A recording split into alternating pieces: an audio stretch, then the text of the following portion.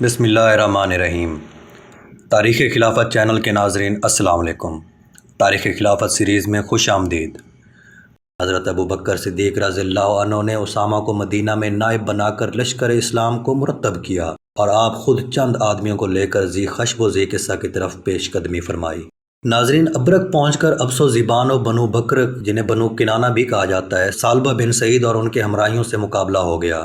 فریقین نے کشت و خون کا بازار گرم کر دیا۔ انجام کار مرتدین شکست کھا کر بھاگے تو مسلمانوں نے ان کو شمشیر و نیزہ پر رکھ لیا اور ایک کثیر جماعت ان میں سے ماری گئی۔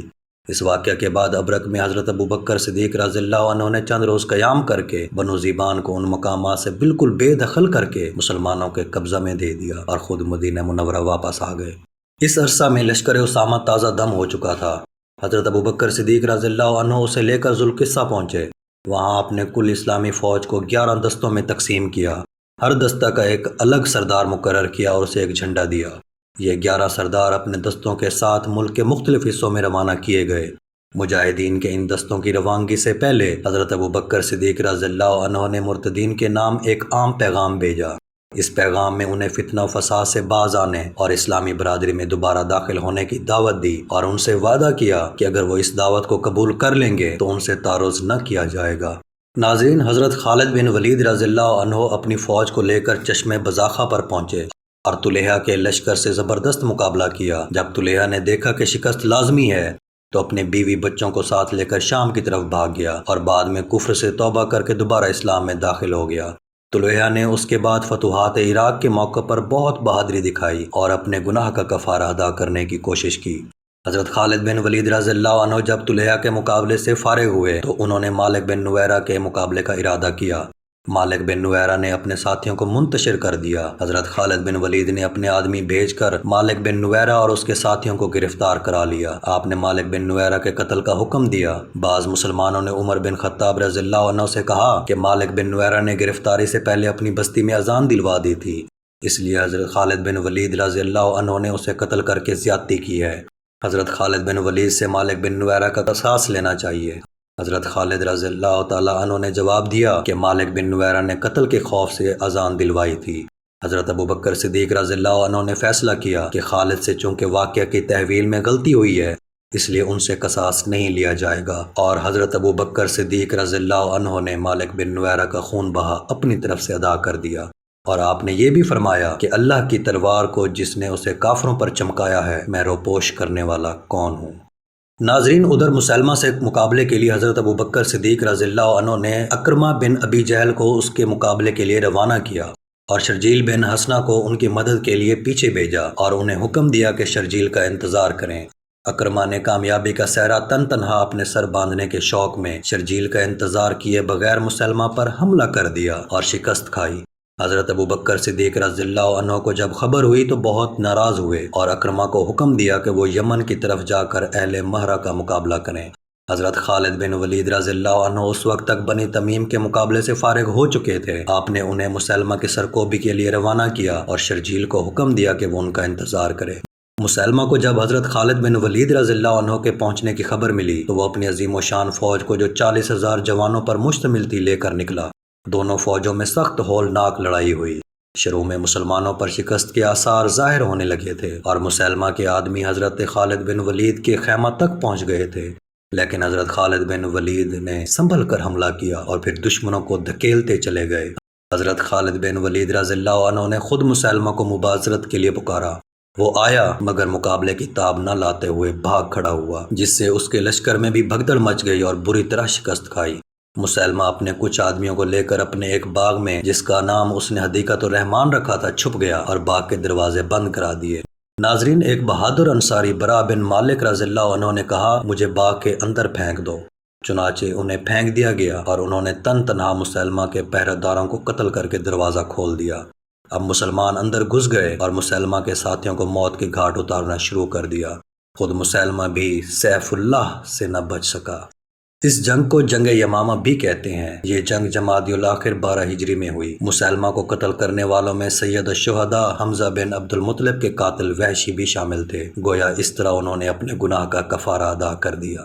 ناظرین، یمن میں رسول اکرم صلی اللہ علیہ وآلہ وسلم کی حیات ظاہری میں اسود عنسی نے نبوت کا جھوٹا دعویٰ کر دیا تھا۔ یمن کے بہت سے ضعیف الایمان لوگ اس کے ساتھ ہو گئے۔ اسود اپنی قوم کے 700 آدمیوں کو لے کر صنعا پر حملہ آور ہوا اور وہاں کے عامل شہر بن بازان کو قتل کر کے صنعا پر قبضہ کر لیا۔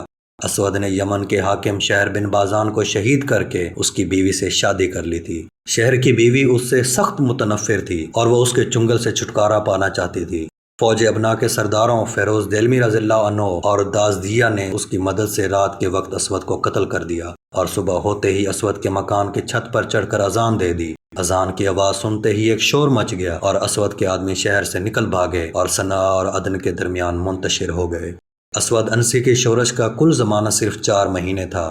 جب حضرت محمد صلی اللہ علیہ وآلہ وسلم کے وصال فرمانے کی خبر یمن پہنچی تو قیس بن عبد یغیوث مرتد ہو گیا اور اس نے اسود کے منتشر آدمیوں کو اپنے جھنڈے تلے جمع ہونے کی دعوت دی۔ یہ لوگ اس کے ساتھ ہو گئے اور ان کی مدد سے قیس نے صنعا پر قبضہ کر لیا۔ اس دوران مہاجر بن امیہ، جنہیں حضرت ابوبکر صدیق رضی اللہ عنہ نے اسود کے آدمیوں کے مقابلہ کے لیے روانہ فرمایا تھا، اور اکرمہ بن ابی جہل، جو عمان اور مہرہ کی مہم سے فارغ ہو گئے تھے، اپنی اپنی فوجوں کو لے کر صنعا پہنچے۔ اسلامی فوج نے صنعا پر قبضہ کر لیا اور قیس اور عمر و مہدی کرب زبیری، جو مرتد ہو کر اسود کا ساتھی بن گیا تھا، کو گرفتار کر کے مدینہ روانہ کر دیا۔ مدینہ پہنچ کر انہوں نے اپنے کرتوتوں پر ندامت ظاہر کی اور دوبارہ مسلمان ہو گئے۔ حضرت ابوبکر صدیق رضی اللہ عنہ نے بھی ان کی خطا معاف کر دی اور انہیں آزاد کر دیا۔ بحرین میں ربیہ کے بہت سے قبائل عبد القیس اور بنو بکر وغیرہ آباد تھے۔ جو ہی نبی کریم صلی اللہ علیہ وآلہ وسلم کا وصال ہوا، بحرین کے عامل منذر بن ساوہ کا بھی انتقال ہو گیا اور اہل بحرین مرتد ہو گئے۔ بنو بکر تو اپنے ارتداد پر ڈٹے رہے، لیکن عبد القیس اپنے سردار جارود بن مولا کی بدولت اس فتنے سے نکل آئے اور دوبارہ مسلمان ہو گئے۔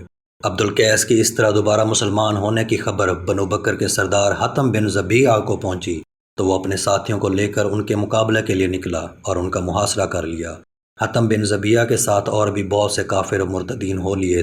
حضرت ابوبکر صدیق رضی اللہ عنہ نے علا بن حضرمی کو حتم کے مقابلہ کے لیے روانہ کیا۔ راستہ میں سمامہ بن اسال اور قیس بن عاصم بھی بنی حنیفہ اور بنی تمیم کے آدمیوں کو لے کر ان کے ساتھ شامل ہو گئے۔ اللہ اپنی فوج کو لے کر جارود کی مدد کو پہنچے۔ حتم بھی اپنی جمعیت کو لے کر مقابلہ پر آیا اور دونوں فوجوں کے درمیان میں جنگ چھڑ گئی۔ مرتدین اور مسلمانوں نے اپنے اپنے کیمپ کے سامنے خندقیں کھود رکھی تھی۔ دونوں طرف سے کچھ دستے روزانہ صبح کو مقابلے کے لیے نکلتے اور شام کو واپس اپنے پڑاؤ پر آ جاتے۔ ناظرین، ایک رات مسلمانوں نے حتم کی فوج میں شور و شغب کی آواز سنی۔ تحقیق کی تو معلوم ہوا کہ شراب کے نشہ میں چور ہو کر ادھم مچا رہے ہیں۔ مسلمانوں نے فوراً حملہ کر دیا۔ جتنے قتل ہو سکے انہیں قتل کر دیا، جو باقی بچے ان کو گرفتار کر لیا گیا۔ خود سردار لشکر حتم بھی قتل ہو گیا۔ حتم کے کچھ ساتھی جزیرہ دارین میں جا چھپے۔ مسلمان سمندر میں گھس کر وہاں پہنچے اور انہیں قتل کر دیا۔ ان کے علاوہ عمان کے بعض قبائل اور قبیلہ کنندہ کے لوگ بھی مرتد ہو گئے تھے۔ حضرت ابوبکر صدیق رضی اللہ عنہ کے بھیجے ہوئے سپہ سالاروں کی ان سے بھی جنگیں ہوئیں اور ہر جگہ مسلمان ہی فتح یاب ہوئے۔ ناظرین، ان واقعات سے اندازہ کیا جا سکتا ہے کہ رسول اکرم صلی اللہ علیہ وآلہ وسلم کے وصال فرمانے کے بعد عرب میں جو ارتداد کی آندھیاں چلیں وہ ایسی خوفناک تھیں کہ آفتاب اسلام کی روشنی کے چھپ جانے میں کسر نہ رہی تھی، مگر حضرت ابوبکر صدیق رضی اللہ عنہ کے عزم راسخ اور رائے ثاقب سے مطلع اسلام پھر بے غبار ہو گیا۔ در حقیقت حضرت محمد صلی اللہ علیہ وآلہ وسلم کے بعد اسلام کی حفاظت و اشاعت میں حضرت ابوبکر صدیق رضی اللہ عنہ کا ہی مسلمانوں پر سب سے بڑا احسان ہے۔ ان واقعات سے ہمیں سبق ملتا ہے کہ مسلمانوں کی شان نہیں کہ وہ مخالفت کی شدت اور دشمنوں کی کثرت سے گھبرا جائے۔ مسلمان تعداد کی کمی کی وجہ سے مغلوب نہیں ہو سکتے، ہاں ایمان کی کمزوری کے سبب مغلوب ہو سکتے ہیں۔ خلافت صدیقی کے ابتدائی دور میں مسلمان چاروں طرف سے دشمنوں سے گھر گئے تھے، مگر حضرت صدیق اکبر رضی اللہ عنہ کی ایمانی قوت نے دشمنوں کی طاقت کی پرواہ نہ کی اور ان کے سامنے فولادی دیوار بن کر کھڑے ہو گئے۔ نتیجہ یہ ہوا کہ کافروں اور مرتدوں کے سر اسلام کی عظمت کے سامنے جھک گئے اور اسلام کا جھنڈا پوری آن بان شان کے ساتھ لہرانے لگا۔ ناظرین، اس کے علاوہ تدوین قرآن مجید اور تدوین حدیث شریف کا صحرا بھی حضرت ابوبکر صدیق رضی اللہ عنہ کے سر پر ہے۔ صحیح بخاری میں زید بن ثابت سے روایت کردہ ایک حدیث کا مفہوم ہے کہ جب جنگ یمامہ میں بہت سے حفاظ کرام شہید ہو گئے تو حضرت عمر فاروق نے حضرت ابوبکر صدیق کو مشورہ دیا کہ قرآن کریم کو ایک جگہ پر جمع کر دیں۔ حضرت ابوبکر صدیق رضی اللہ عنہ نے حضرت زید بن ثابت کو قرآن کو ایک جگہ جمع کرنے کا فریضہ دیا۔